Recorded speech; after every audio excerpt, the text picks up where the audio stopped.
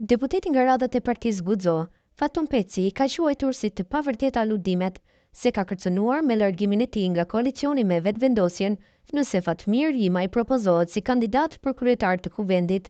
E papranueshme për lëvizjen vetëvendosje vazhdon të jetë Albulena Haxhiu, por kjo pyetje juaj sugjestive që tentohej me nxjerr një titull është totalisht e pavërtetë.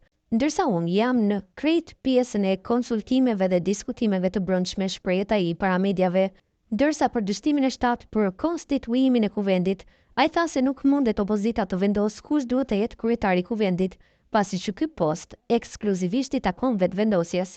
Populli ka jap të drejtën e lëvizjes vetëvendosje që të ketë kryetari në kuvendit.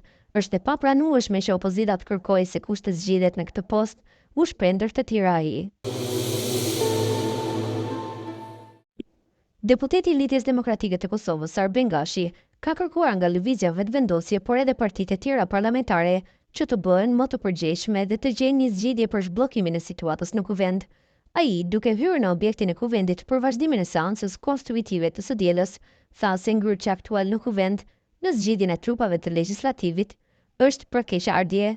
Gashi tha se për situatën e krijuar në kuvend ka një mendim ndryshe nga LDK-ja, mirë po tha se mund të flasë në emër të partisë. Jam pjesë e partisë, por nuk flas në emër të partisë dhe grupit parlamentar.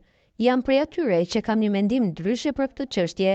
I pyetur për rolin e presidentes Vjosa Osmani në zhbllokimin e situatës, ai tha se në rastin aktual ajo s'ka asnjë kompetencë dhe se është çështje e partive politike që të gjejnë një zgjedhje për këtë situatë.